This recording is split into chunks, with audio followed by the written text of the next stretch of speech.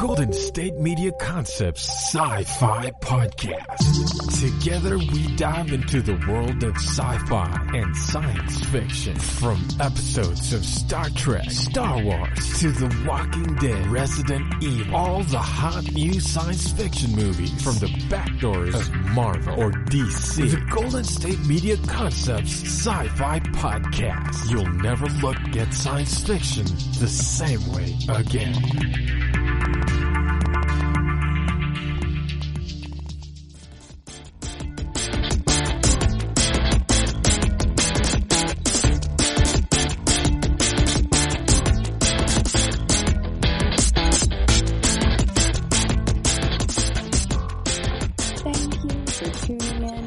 GSMC Sci-Fi Podcast, brought to you by the GSMC Podcast Network.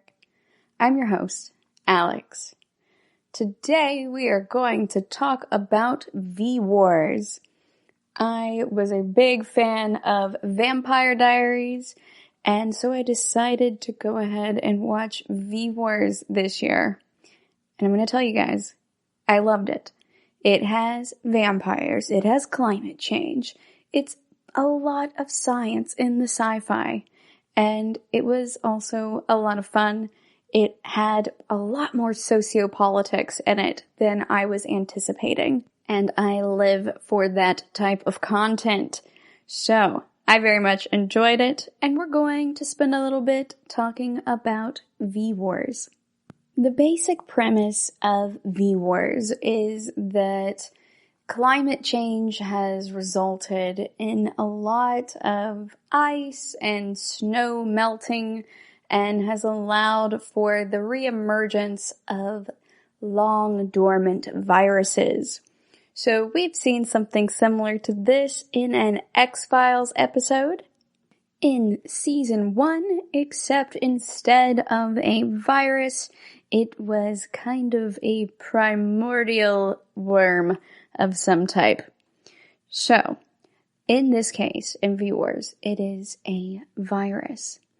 And the show shows us that this virus could be epigenetic in nature and alter our DNA. So if you haven't listened to the episode on epigenetics yet, maybe go back a few, and that will also help lay some groundwork for this one. So, the TLDR is that this virus emerging from the melting ice from climate change can affect our DNA in a way that can cause some changes, resulting in us needing to drink blood and do things like that. So it makes people essentially into vampires. But we start out this entire series with a doctor at an Arctic research station, much like the one in the X-Files Season 1 Ice. So at this Arctic research station, he has very clearly infected himself with something. We don't get to know this person very well, but he's very expendable. He's just there to let us know something has gone awry. And he is really willing to just shoot himself in order to avoid whatever is about to happen to him due to his exposure to whatever this is. And his body is just kind of outside in the cold. And it's the Arctic, so it's really cold, y'all. The man is definitely dead. Then we get to see Dr. Luther Swan, played by Ian Somerhalder, and he is giving a speech on climate change causing glacial deterioration. I really love that Ian Somerhalder is playing a doctor in this show, and that he is taking such a serious approach to climate change and epigenetics. It's pretty cool to see a scientist giving these lectures, and I've seen them do that in other shows too, but conferences are a really big part of a scientific researcher's life, of any academic's life really, and it's just nice to see the scientific creature in their natural habitat. I also really enjoyed his speech in general. not just from a narrative standpoint, but also from a scientific standpoint. And he says that science has no borders or agendas, only truth. And that it's important that we globally take this approach to stopping climate change in its tracks, because we don't even really know what we could unleash or unearth with all of these changes that are happening on the globe with everything warming up. And we talked a little bit about the potential impacts of that in the Python versus alligator episode from more of a satirical standpoint. But this show and that episode from the X-Files ICE do raise excellent points. It very well could release some of these things back into the general population. And it is going to take a global effort to stop it. And I think that the timeliness of this show coming out around the time of the COVID-19 pandemic is exceptional. Part of the show is about the approach of dealing with a pandemic of this scale. Like, it's a part of the definition of a pandemic is its scale, but it's really a big problem. And Dr. Swan talks about the modeling of how this pandemic could go, much like people in the healthcare industry and the scientific industries have been talking to us about how COVID-19 could potentially be spread, how this might go, and how we end up with some folks not really listening and others kind of listening, and then still others who may try to take advantage of it for their own means, whether that be by dumping their stocks to protect their finances, or in the case of this show, trying to find a way to weaponize this. There are always opportunists, and I really enjoy how the show points that out, especially from the political aspect. They talk about a military response to it, but that again seems to be directed by politics too. So in this show, we have a lot going on, but it is overwhelmingly pretty dope, in my opinion. We have a family component. We have these interpersonal relationships that are strained and tested. And we also have a lot of learning as they go along. But in this episode, it's mostly pretty chill. In the first episode, we see that Dr. Swan is met by Dr. Lansing, who tells him that they've lost contact with the folks at the Arctic Research Station. And so Swan calls a guy named Michael Fain and asks to be transported there. Turns out that they're bros, like they are very close like brothers and go way back. And Michael Fain tends to fly helicopters from what I gathered, and will transport Swan to different places. So Swan has to pay somebody to do it. Might as well be his bro, right? And then it's just a bro trip. So they go up there and arrive at the Arctic Research Station, and the door is open.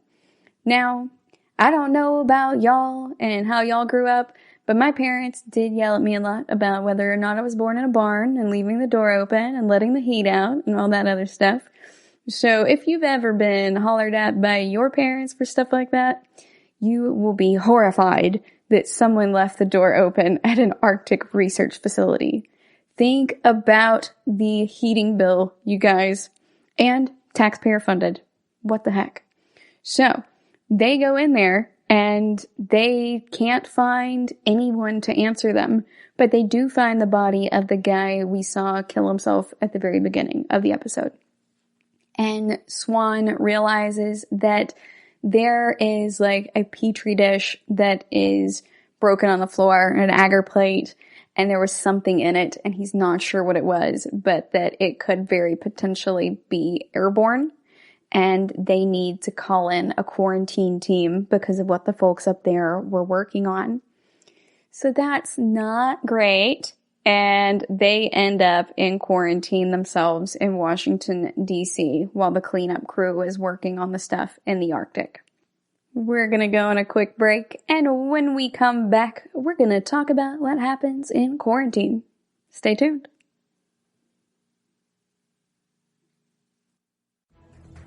Want to find out what movies to go see? Then check out the GSMC Movie Podcast. It's your ticket to the latest movies, whether it's a new blockbuster event, romantic, comedy, or action flick. This show has got it all covered. They talk some what to go see now, don't bother, what's hot on Netflix, and everything in between. That's gsmcpodcast.com/movie-podcast. When it's all about the movies, it has to be this new show. Don't forget to like them on Facebook and follow them on Twitter. Visit gsmcpodcast.com for more info.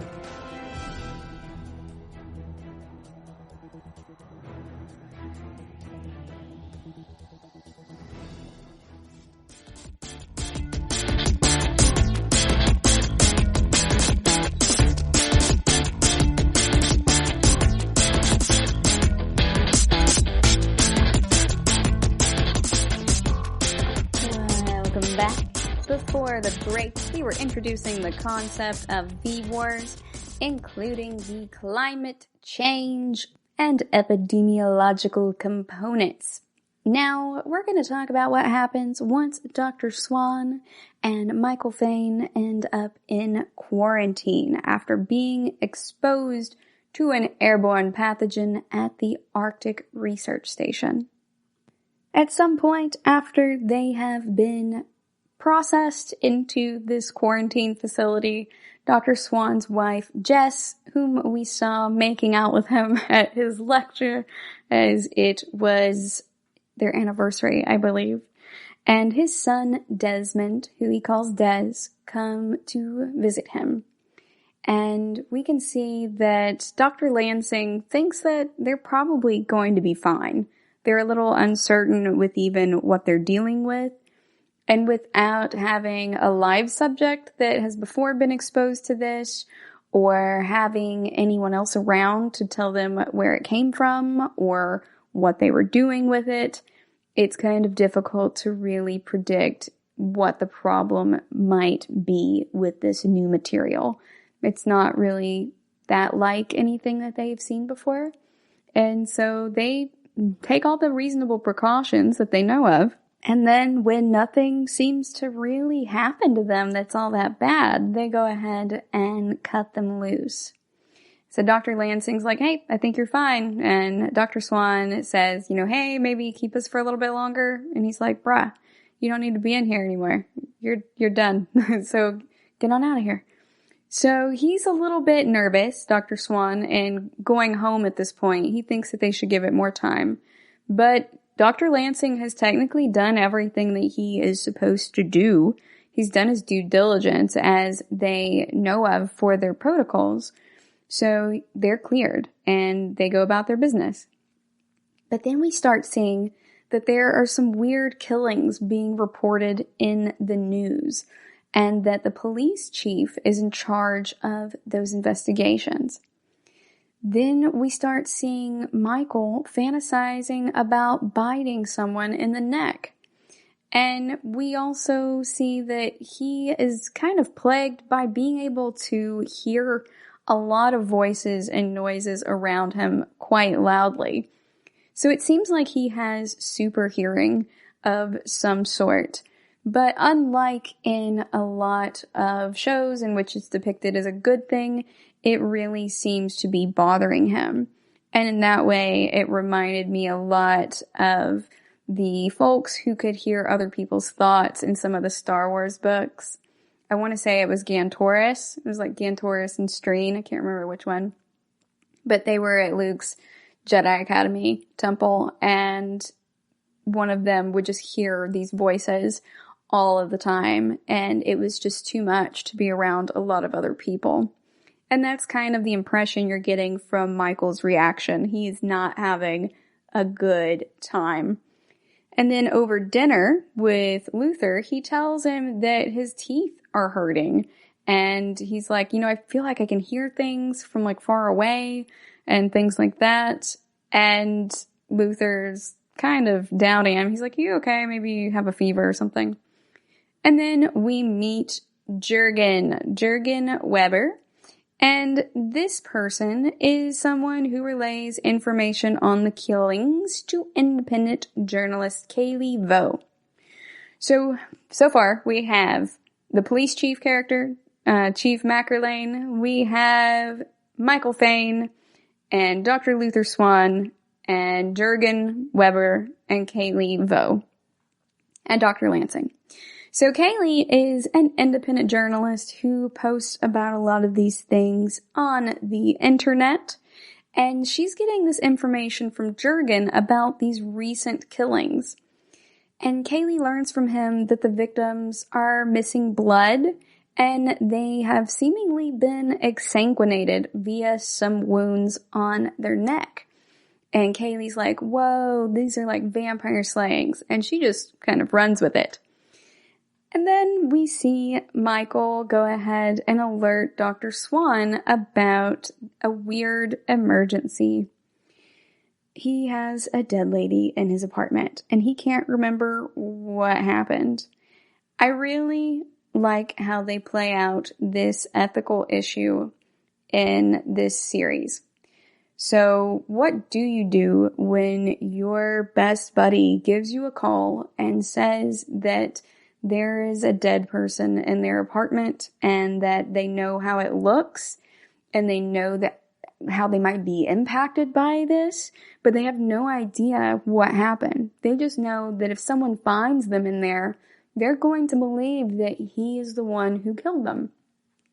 And so Michael Fane is all panicked and Luther Swan is all panicked, but he leaves and goes to help out with covering this up.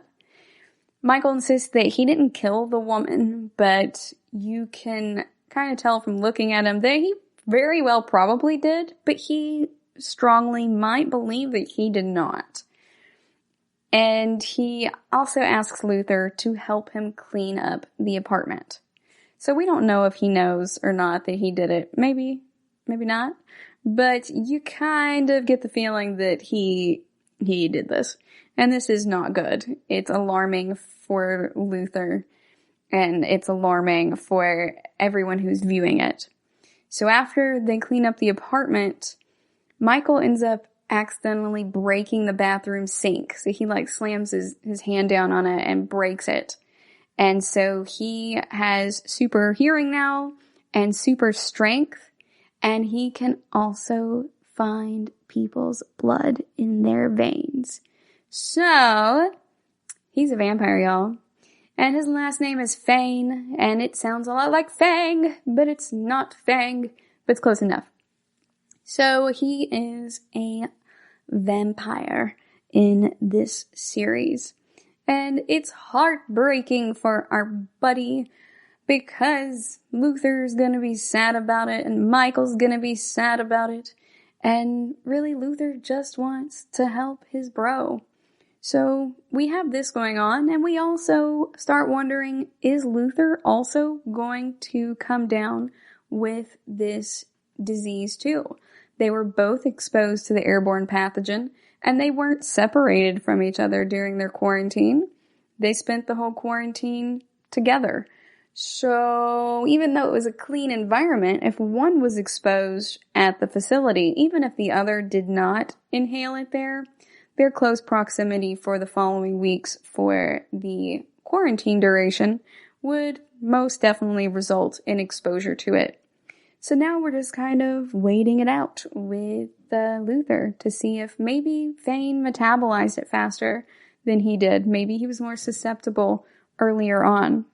So we wait with bated breath in that capacity, but we also see that Luther is having a crisis of conscience.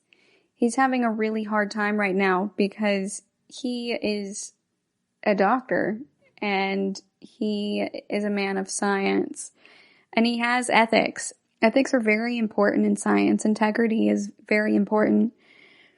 And he's very upset by what he has done. You can tell that even outside of being a man of science, just the general type of man that Dr. Swan is, this is gutting him. And he made a decision in the moment to help his friend and to help protect his brother. But now he is getting some of that adrenaline out of his system, and that proximity isn't as blinding as it was before. He feels like he's made a terrible mistake, and he talks to his wife about it. And Jess seems absolutely horrified that Luther helped Michael to clean this up, even if Luther didn't think that Michael did it, and he's not really sure what to do about it now. But they ultimately decide that Luther needs to go to the police and report what had happened so that if Michael is sick, they can help him out. And that's where Luther ends up going. We're going to go on a quick break, and when we come back, we're going to talk about what happens when he goes to the cops. Stay tuned. Tired of searching the vast jungle of podcasts? Now listen close and hear this out. There's a podcast network that covers just about everything that you've been searching. Hey! The Golden State Media Concepts Podcast Network is here. Nothing less than a podcast bliss with endless hours of podcast coverage. From news, sports, music, fashion, cooking, entertainment, fantasy, football, and so much more. So stop lurking around and go straight out to the Golden State Media Concepts Podcast Network. Guaranteed to fill that podcast itch. Whatever it may be. Visit us at www.gsmcpodcast.com. Follow us on Facebook and Twitter, and download us on iTunes, SoundCloud, and Google Play.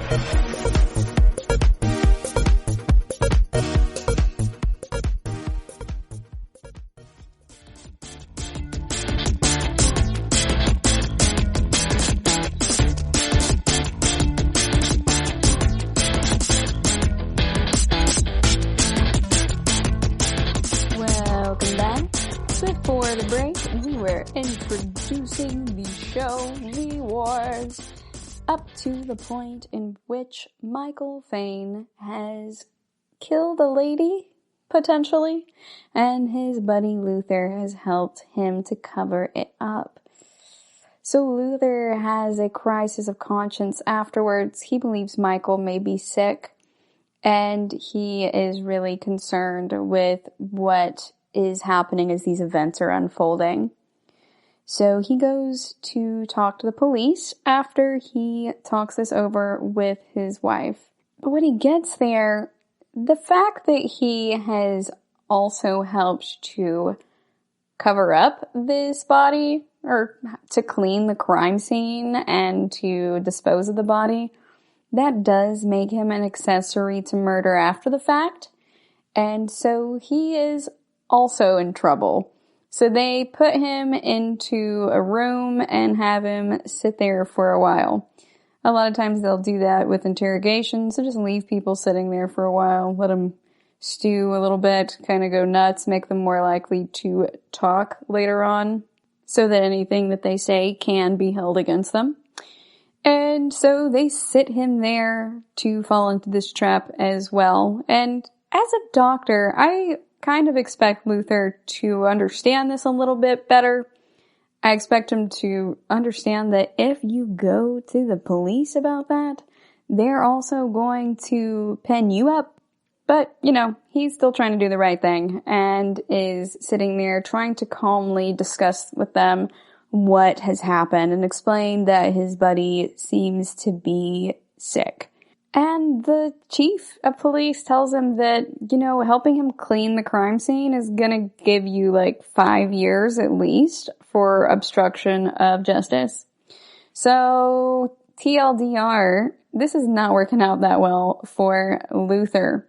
And truthfully, how did he really think this was going to go in going to the cops to report that his friend, who is a man of color, is sick and killed someone, and then he helped him to cover up the crime.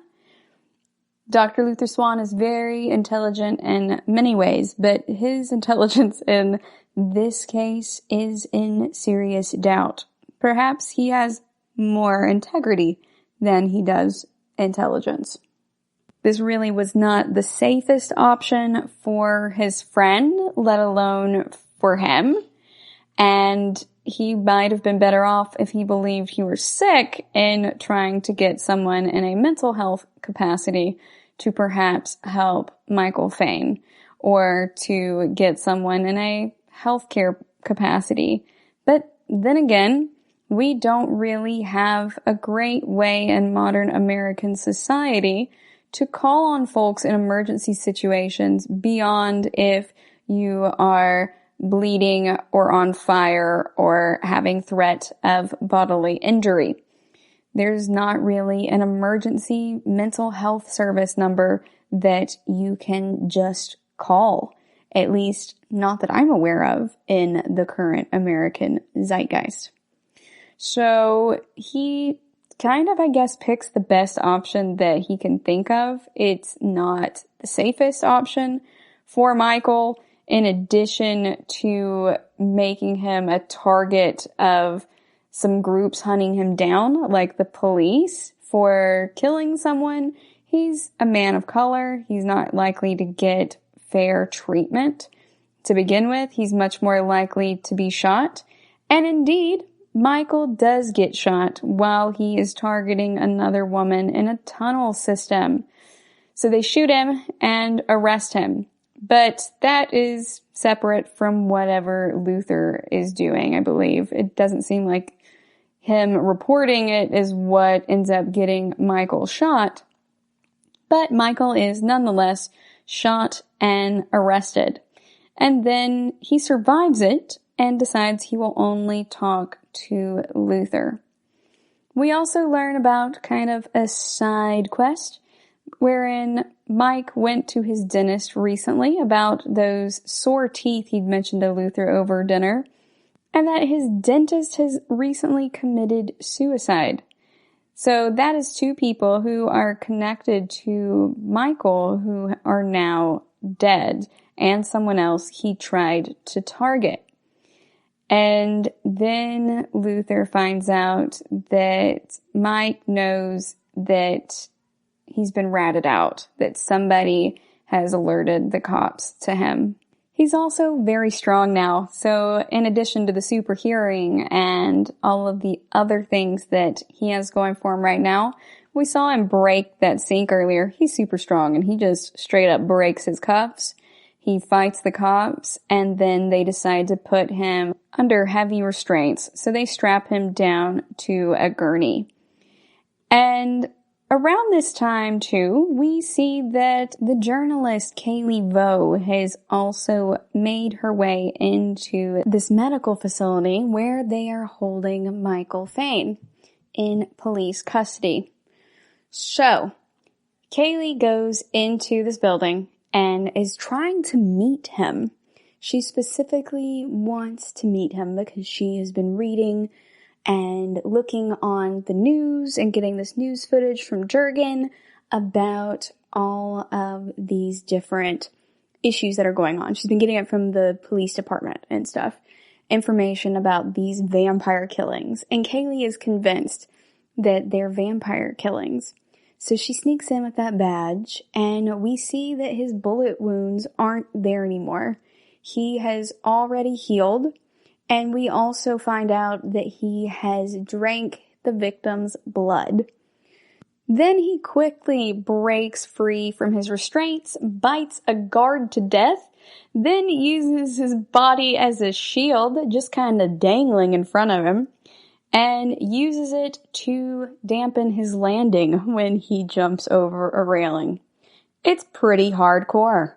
Kaylee makes it out alive and was able to speak with him momentarily, so she got what she needed.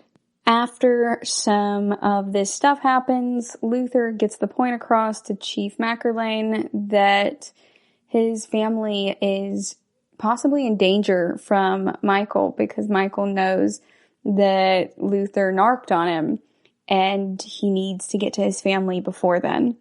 So for whatever reason, instead of sending a security detail to the house to check on them or anything like that, they go ahead and let Dr. Swan temporarily go to protect his family from Michael Fane.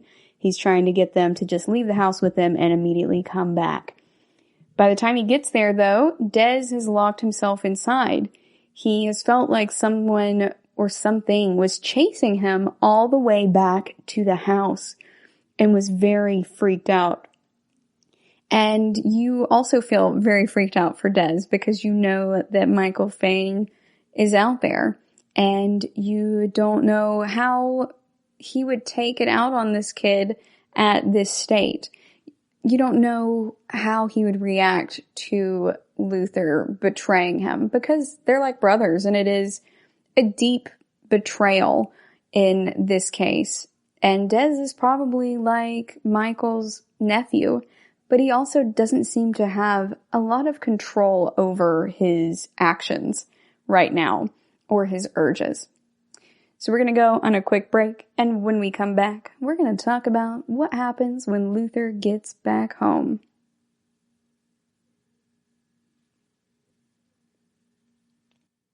Watching TV has changed over time. Streaming has become the new norm. That's why Golden State Media Concepts television podcast dives headfirst to the world of cord cutting. Want to be on the loop of what's hot in Netflix? Or if it's not a preference, what about original shows in Hulu? We've got you covered. Join us as we fill in the blanks and talk about movies to stream and what show you should be binging. This is the Golden State Media Concepts television podcast.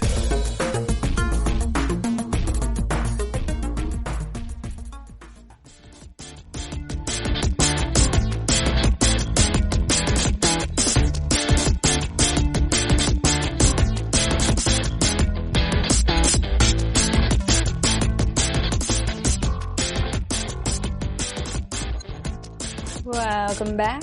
Before the break, we were talking about the outcome of the showdown in the medical facility, in which we learned that Michael Fane has survived being shot, and also that he has used a man's body to dampen his fall as he has launched himself over a railing like a story or two below. It's pretty metal, and they did a good job with that scene, in my opinion. So now we know that the police chief is letting Dr. Swan go home to his family to protect them from his friend Michael, because Luther thinks that Michael might take out his frustration and anger at Luther narking on him to the police by harming Jess and Dez. We haven't seen Jess yet, but we've seen Dez run all the way home down a forest path that is not quite reminiscent of The Village, but it did remind me quite a bit of The Village. That might also partly be because the first time I saw The Village, the only time I've seen The Village, to be honest, I watched it on cable and it started about halfway through, or I started it about halfway through at like 2 o'clock in the morning when I couldn't sleep during college. And so all I knew was that there was a girl wandering around in the forest. And then, I won't spoil the end of it for you in case you haven't seen it yet and you still want to. But it looked like that to me, where she's just freaked out and she feels like something is chasing her. So it reminded me of that a little bit. But now, having read about the context of The Village, I understand that this is not at all the same. But that feeling of being hunted by something unseen through the forest reminded me a lot of the same type of eerie feeling I got when watching The Village, not knowing that it was The Village. You get where I'm going with this. But anyway, Luther gets home, and Des has managed to run all the way through the woods and lock himself safely inside of the house. So Luther goes in to get Des, but they are very quickly attacked. Not by Michael Fane, though. Unfortunately, it looks like Jess has also been turned into a vampire, and she tries to attack them both. So Luther has to kill her with a fire poker. He kind of has to beat her to death with it. It's pretty graphic, and it's pretty upsetting that you have to watch. But, we only got to know her for one episode, so I didn't feel all that upset about it for her. Personally, I'm just like, oh no, poor Luther. He's going to be so sad that he had to kill his wife, even though she was totally a vampire and he did it to save his kid, and he was definitely warranted in beating her to death with a fire poker in this case because she was a vampire and was trying to kill them both. So, she seems to have even less control than Michael right now because it looks like the early stages are really difficult for these vampires to control. And that's pretty consistent with a lot of different vampire TV shows and movies throughout the years, such as in Twilight, in which the newborn vampires tend to have a much harder time controlling their powers, or their urges, really. Both, maybe. But they also tend to be pretty strong. So the strength component doesn't really seem to play into it here. And in shows like The Originals and Vampire Diaries and Legacies, usually when you first become a vampire, it's really hard to control your urges, but also you tend to get stronger the older you get. So that's the big difference between Twilight and Vampire Diaries. But in V-Wars, it doesn't really seem to have an impact, at least not that we can see yet, because there are only a couple of characters who have been impacted that we know of by this point in the story. So this is a big bummer for Luther that he had to beat his wife to death so shortly after their anniversary. And it seems that the police really think that he may be helping Michael Fane kill these folks in these vampire murders. So this kind of went extra sideways for Luther. Womp womp.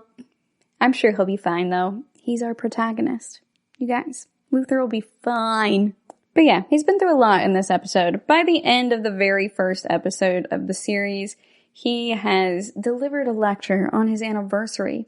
He has had to fly all the way to an Arctic research station in which he has contracted some type of virus that is airborne, or perhaps he hasn't, but his bro has. And then, due to this, his bro starts killing women when he gets back into town. He says that his teeth hurt, and he goes to his dentist, and then the dentist mysteriously commits suicide. And everyone is just kind of going bonkers right now with what appear to be a string of vampire-type murders. So, no one is very happy about this, and this all seems to be taking place in modern-day America, from what I can tell. So folks aren't really inclined to believe that Jess was a vampire, or even believe Des that Jess was attacking them and was enough of a threat that Luther was justified in beating her to death with this fire poker. This does leave us with the question, though, of where is Michael Fane? And also, how did Jess get infected if Luther seemingly had no symptoms? Well, he did get intimate with his wife in an earlier scene in the episode. That's mostly pretty glossed over.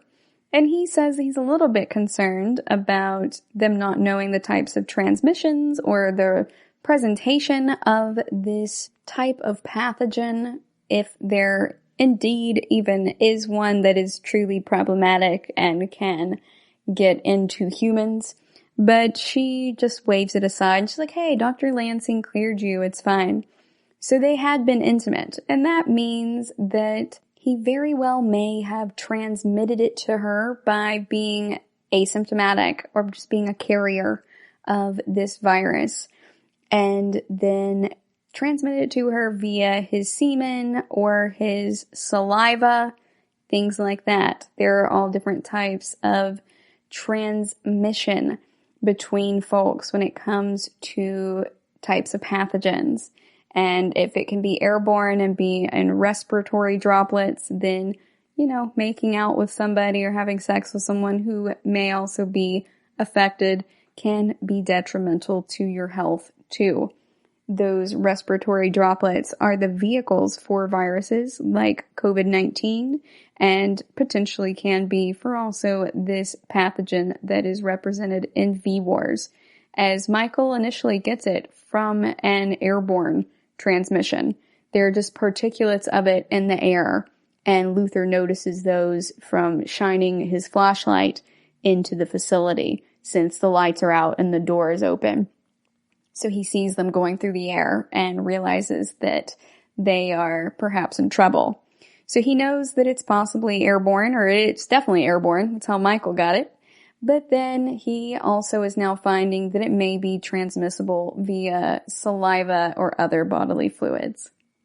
We're going to go on a quick break, and when we come back, we're going to talk about the graphic novel source material of V-Wars.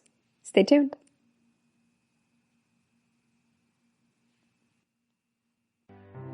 The GSMC Life and Happiness podcast takes you on a journey of exploration. We'll discuss tried and true methods alongside the latest trends of how to best live your life to its fullest and happiest. From psychology to meditation, science to self-help books, the GSMC Life and Happiness podcast will help you to discover what makes you happy and how you can live life being the best you possible. Download the GSMC Life and Happiness podcast on iTunes, Stitcher, SoundCloud, Google Play, or anywhere you find podcasts. Just type GSMC in the search bar.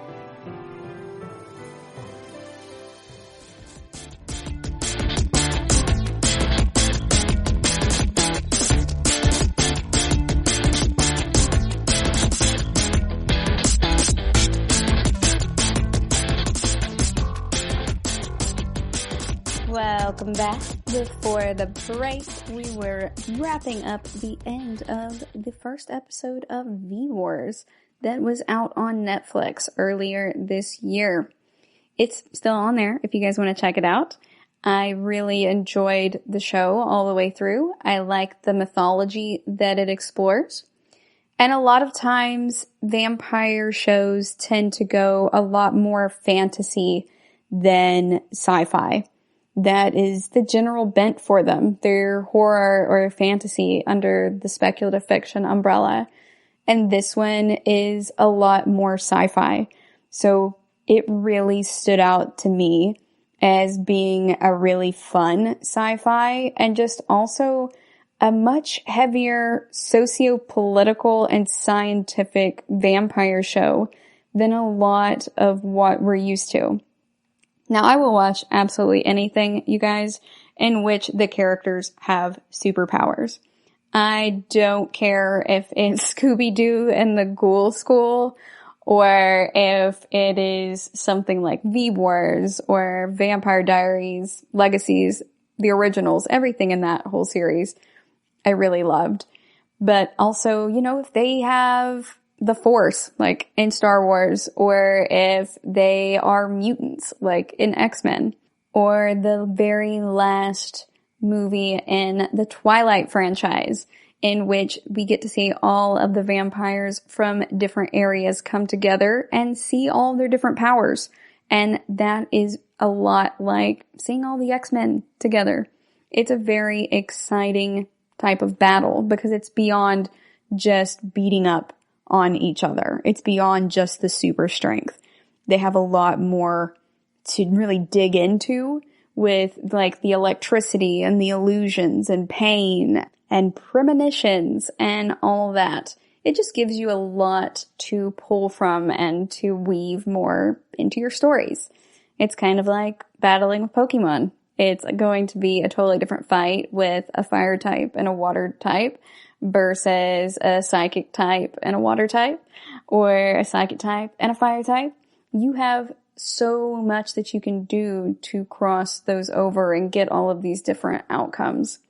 And that's one of the things that I love about speculative fiction in general and sci-fi especially. Or also some horror movies. Like my favorite horror movies are the monster movies in which you have weird things happening like were sharks fighting octopuses and stuff. So there's that. Also, don't at me. Octopuses is a totally legit way to say the plural form of octopus. You can say octopuses, octopi, or octopodes, although technically octopuses and octopodes are the most correct because octopodes uses the same root and prefix from the same originating language. And with octopuses, anytime you bring something into the English language and you are going to pluralize it, you anglicize it. So octopuses is technically correct. I was an octopi girl for years and was absolutely shattered when I found that out. But, as a scientist, it's important that we don't really have an agenda, as Dr. Swan put it, and that we are able to take this new evidence into account as we come across it and make new decisions going forward. So, back to V-Wars and Dr. Swan's beliefs. V-Wars originated as a graphic novel by Jonathan Mayberry and Sam West Mensch. The artists for it were Alan Robinson and Marco Turini. And then there were several different folks who worked on the cover. And that included Ryan Brown, Kevin Eastman, Jay Fotos, Rhonda Pattison, Alan Robinson, Diego Rodriguez, and Marco Turini. There were a lot of folks who worked very hard on this project. And V-Wars in general is a graphic novel series that was published by IDW Publishing from 2014 to 2015, and it continues the anthology series. So it's about, overall, the battle between humans and what equate to hundreds of new species of folks who are now effectively vampires. They aren't really wanting regular people food anymore. We see Michael turn up his nose at the people food that he and Luther are eating at their dinner. The same dinner in which Michael is telling him about his ability to have super hearing and also about how his teeth were aching at the time. He feels that there's something wrong with his food. And Luther's like, mine's totally fine, man. I don't know what you're talking about. But he thinks that there is perhaps something wrong with his food because that is the thing that makes the most sense to him right then. He doesn't know yet that his body is morphing in a way at an epigenetic level to make him crave blood and to not really enjoy the taste of regular human food so much. So he thinks he's getting sick, or that he is eating food that's gone bad. And that makes a lot of sense. He is very human in that aspect, in which he is taking the culmination of the different experiences that he has had in his life and applying that to the situation he's in to find the most likely answer.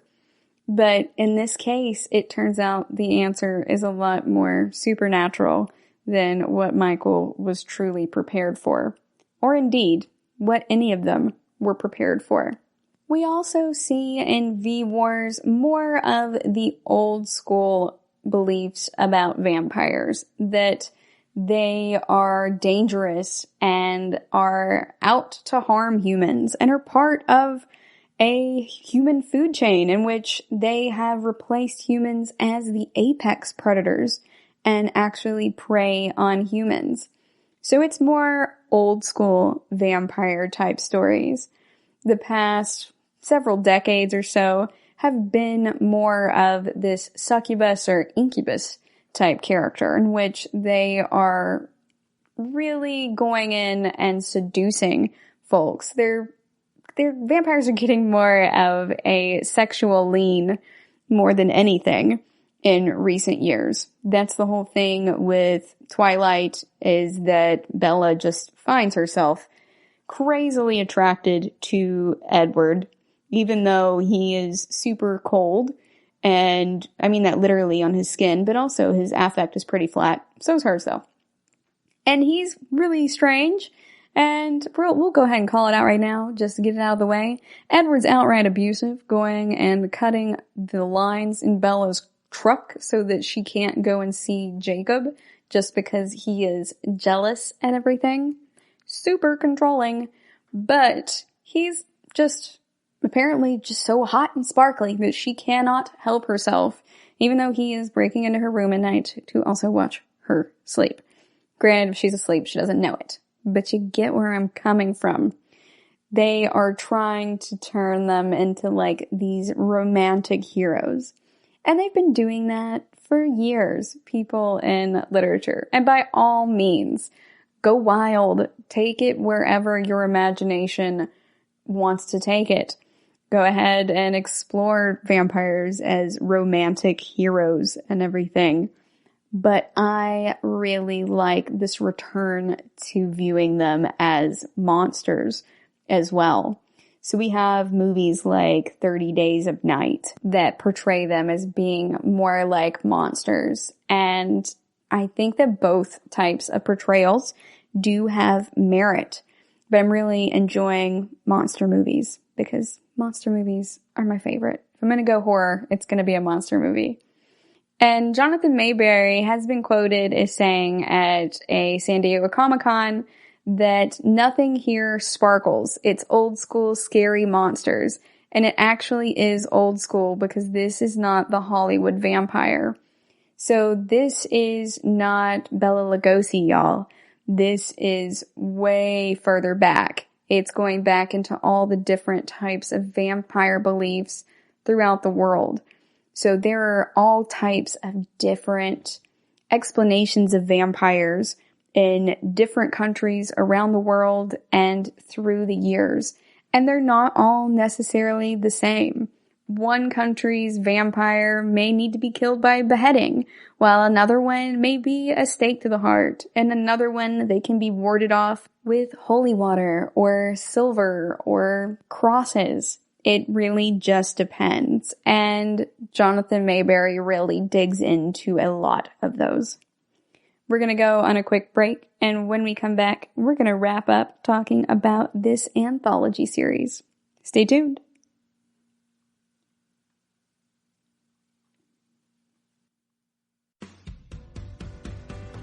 The Golden State Media Concepts Travel Podcast, the show that gives you advice on everything travel. We explore places you've always wanted to go, as well as giving tips for traveling in those places. We'll give you advice on the best sites for travel tips, information, and discounts. Join us as we travel the world, explore cultures, and meet new people. The Golden State Media Concepts Travel Podcast has got you covered. Download the GSMC Travel Podcast on iTunes, Stitcher, SoundCloud, Google Play, or anywhere you find podcasts. Just type GSMC in the search bar.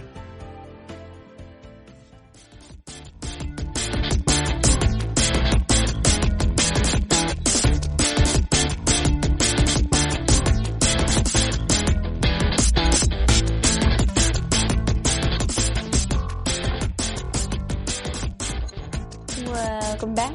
Before the break, we were talking about vampires in general and different shows like Legacies, The Originals, Twilight, Vampire Diaries, and how they are a bit different from V-Wars, and that V-Wars has more of an old school portrayal of vampires as being scary monsters instead of being these grand seducers.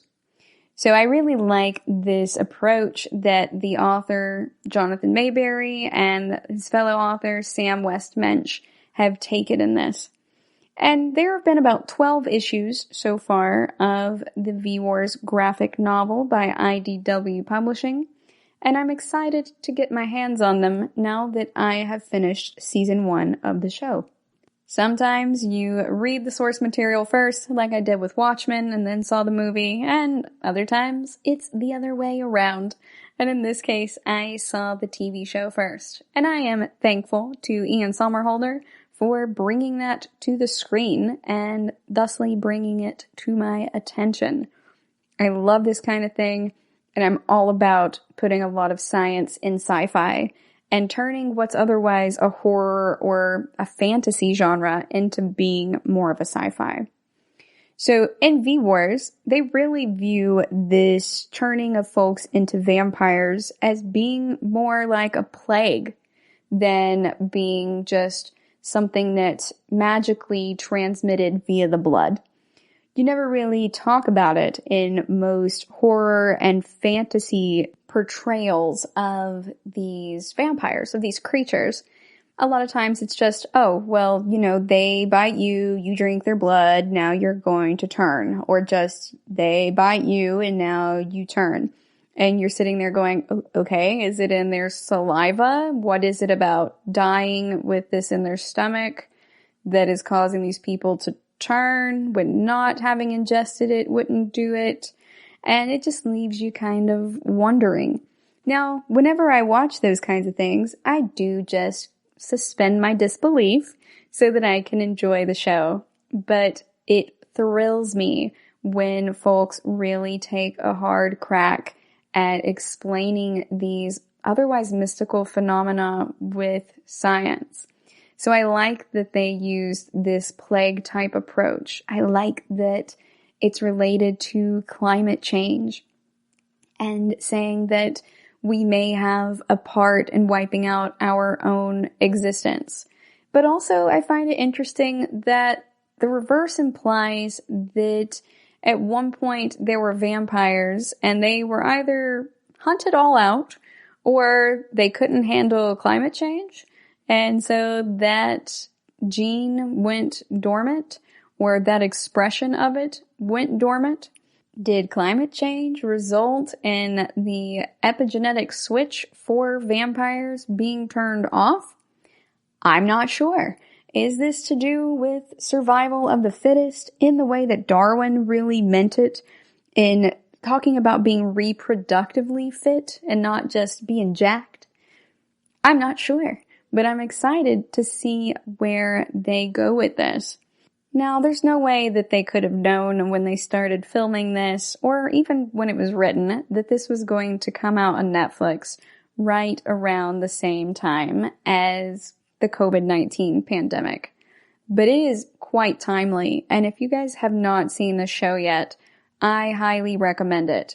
It talks about how politicians will use their response to these types of things to their benefit. You see what happens when people who are privileged socioeconomically will change their minds when someone they particularly know is impacted by these types of events.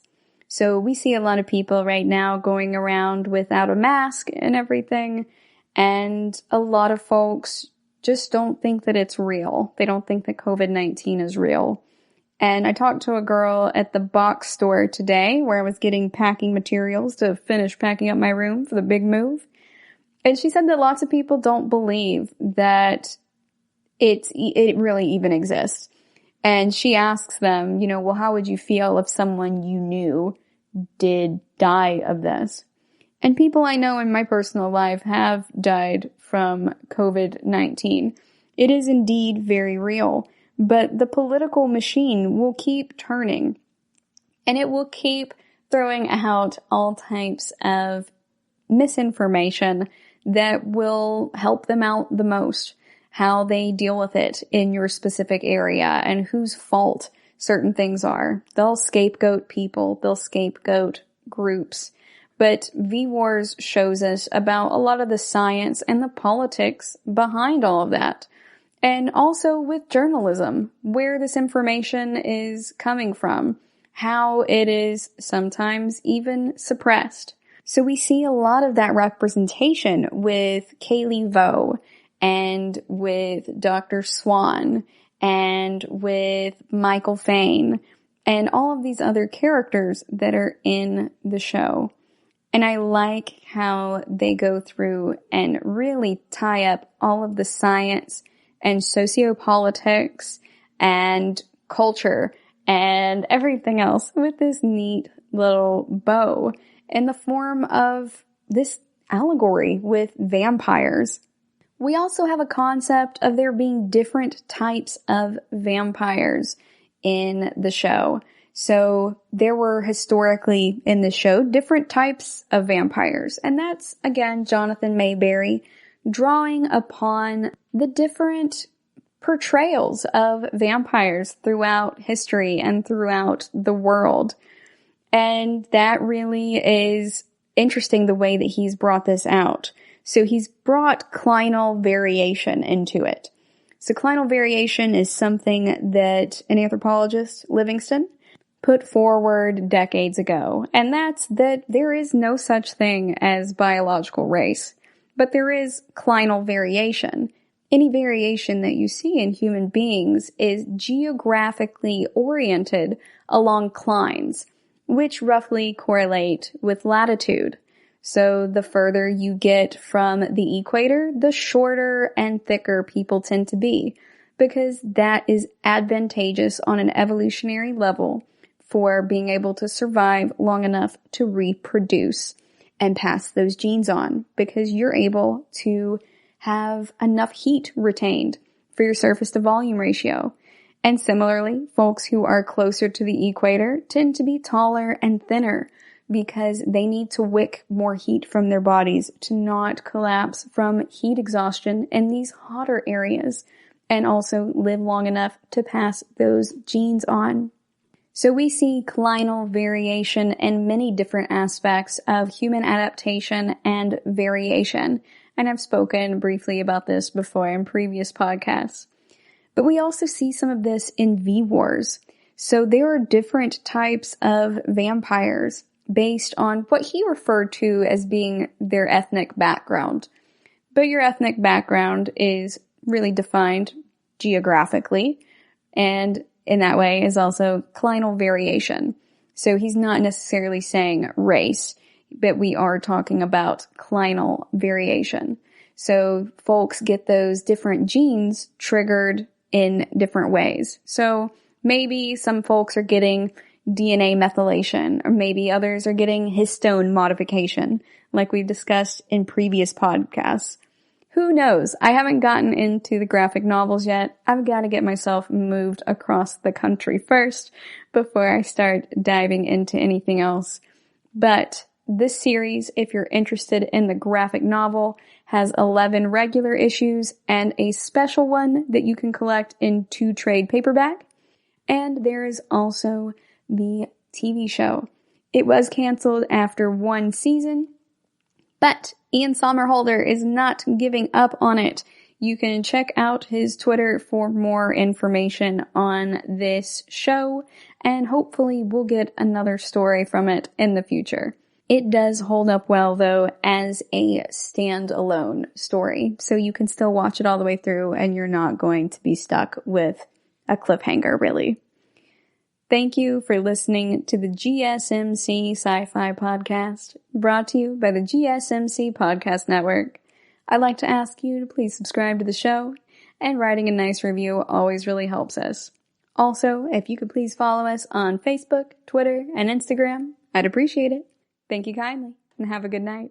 You've been listening to the Golden State Media Concepts Sci-Fi Podcast, part of the Golden State Media Concepts Podcast Network. You can find this show and others like it at www.gsmcpodcast.com. Download our podcast on iTunes, Stitcher, SoundCloud, and Google Play. Just type in GSMC to find all the shows from the Golden State Media Concepts Podcast Network, from movies to music, from sports to entertainment, and even weird news. You can also follow us on Twitter and on Facebook. Thank you, and we hope you have enjoyed today's program.